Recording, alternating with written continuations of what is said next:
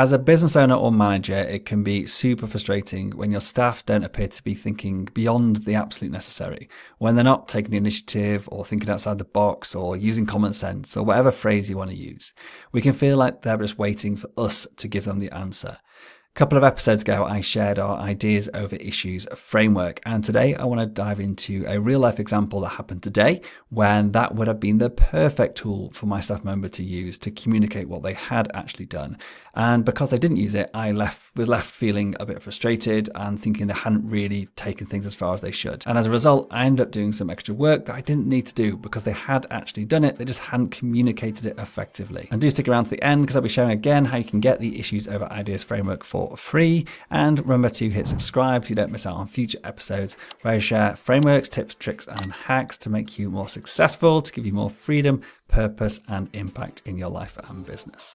So the question is this: how do entrepreneurs like us who don't have an endless supply of cash, how do we leverage the best apps, virtual assistants, automation tools, and systems to scale our businesses, increase our profits, and have more time to do what we love to do each day?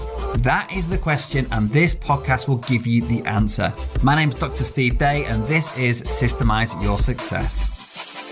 Okay, so I want to kick off by explaining the story behind this episode. I'll then explain what happened in terms of what went wrong and why that made me feel the way I did. And then explain how, after going through some coaching with this person, hopefully the behavior will be improved using the Ideas Over Issues framework in order to actually make sure that next time the feeling I get when something like this happens isn't one of negative thoughts of someone not performing at their best, to actually thinking, wow, this person's done everything they possibly could. I'm super impressed. Because ultimately, that was what had actually happened in the background. This person had done everything I would have wanted them to do, but because they didn't communicate it effectively, I was left thinking they'd just basically done the minimum and not really taken things forward and not really thought for themselves. And that was a real shame because it could have been an opportunity for this person to shine. And in fact, they'd done the work, but because I wasn't aware of it, it made me feel like they really hadn't. And that's why I want to share this, because it was not about this person underperforming. It was about a simple lack of communication that made it appear that they hadn't. And that is one of the things that the Ideas Over Issues framework can actually get around. So here's what happened. My staff member went into our e-commerce software to check how much our revenue was for the previous month. She then works out what the VAT provision should be, and I then transfer that money into our VAT account. This time, she saw that the revenue was exactly the same as the previous month as it had been for the month before. This made her feel that there was a glitch in the software, and so she simply commented to say, I'll check again later because I think there was a glitch. That made me feel like she hadn't done anything else. She simply looked at the figures, saw it was the same, and thought, oh, there must be something wrong, and carried on, rather than doing any sort of digging into it deeper or explaining what she'd done. And then I brought it up in our one-to-one later that day. I asked her, now, what more could she have done rather than just simply saying, it's a glitch, I'm going to reach out later. She actually told me that what she'd done was to go in, put the date range in to make sure it was correct, because the way she'd done it in the past and the way it's documented to do it is you click a button that says last month for the revenue and automatically tells you what the whole last month was. She was thinking that maybe that wasn't working, that it was getting the month before, and there was a glitch with that, which kind of makes sense. And what I went in to do myself, so I wanted to check this, so I actually went into the software, put the date range in for last month and then the previous month and just double check, yes, it is right, it was correct, and it is correct. The reason it's the same, and it has been the same, is because we're moving on to a different e-commerce software. So only our old recurring subscriptions are on this particular platform. All of our new subscriptions are in a completely different platform, so they don't show up there. So it was a completely valid thing for her to spot and actually to flag up. And I'm really glad she did, because it shows that she's actually looking at things carefully. But because she didn't communicate that she'd actually gone in and actually checked the date ranges properly, I was then forced to then go and actually check it because I need to just get this done. That meant that I ended up spending 5 minutes logging in, checking the details, going through, etc. But it was more the fact that the feeling I had that she actually hadn't done that herself. I felt like this isn't like her. Like, it doesn't show any initiative or common sense. Like, it didn't feel right, but actually just made me feel negative about the situation, that she just hadn't sort of done the job as well as she could have done. When in fact, when I spoke to her about this, she had done that. She had actually done the same check I had done. But because she hadn't communicated it, because she hadn't used the Ideas Over Issues framework to say, look, here's the issue I'm seeing, here's what I have tried or thought, that's the key part here, And then, is there any input that you want me to give you? That's the ideas over issues framework, is to frame the problem with the steps or thoughts taken and then request any further input if possible. Like if you use that and just simply said, I've already checked it by putting in the date range, then I could have just gone, oh, I know those figures are correct. Of course, this is the reason, and explained it to her that, yeah, it's going to be the same because we're moving on to a different platform.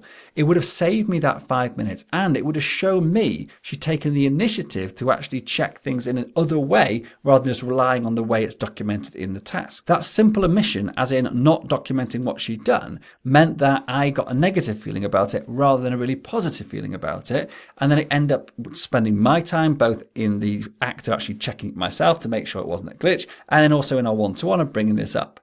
The end result was actually really positive. I was able to praise her on actually doing this and actually taking the initiative. It was also a great opportunity to reinforce the use of the ideas over issues framework in a real life example. So I was able to give her some feedback using the feedback model, which we've discussed in previous episodes, and also encourage her by explaining that when she does go outside the box and does check things that aren't, documented and think beyond the actual task itself, that it actually can end up saving a lot of time and effort and headaches. But it obviously needs to be communicated. So there's a lot of lessons learned in here, but the whole thing really boiled on this lack of communication. A simple one-liner to state what she'd already done or thought would have actually just completely changed this whole scenario.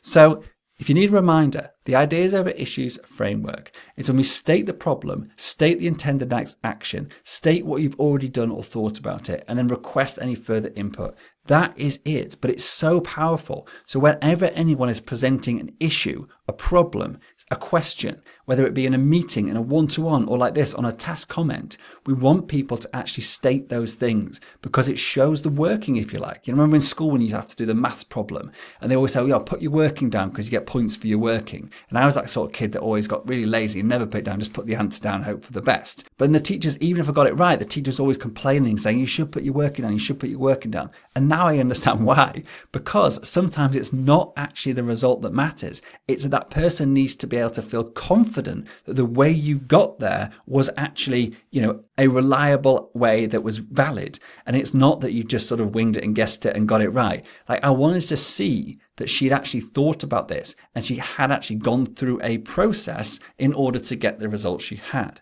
And if she had done that, this would have been a completely different scenario.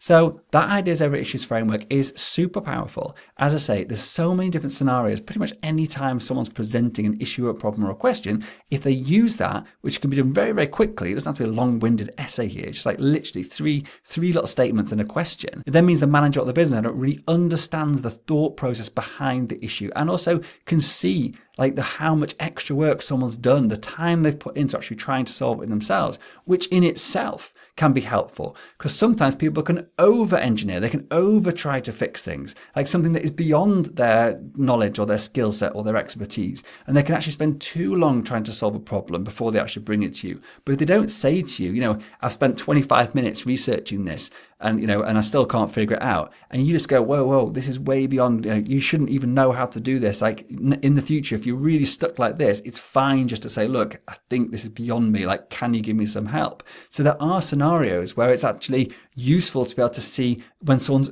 spent too long thinking about something, just as much as it is important to see when people haven't spent any time thinking about it. So that's it for today. I just want to share this real life example of where using the ideas over issues framework would have completely transformed a very simple situation from one where I would have walked away feeling really positive about it, and it would have speeded up the process, it would have saved me time, it would have shone her in a light of actually taking real ownership of the problem and the outcome, rather than what happened was I felt a bit disillusioned by it. I felt like she really hadn't done the work that she could have done, and it also wasted my time on checking it myself. So if you're interested in getting the ideas over issues framework, you can head over to sys.academy/guides, sys.academy, so sys.academy/guides. And on there, you'll find the Ideas Over Issues framework, which you can download and start using in your business from today. And remember, if you've enjoyed this episode, please do hit subscribe and please do share it with your friends, colleagues, or anyone else who runs a small business or is a manager who you feel will benefit from learning some tips, tricks, and hacks to make you more productive, to make you more purposeful, to give you more freedom, and to make you more impactful. Thank you very much for listening. I truly appreciate your time. Your time is very valuable, and I'm very grateful that you spent it today listening to this. Till next time, thank you very much.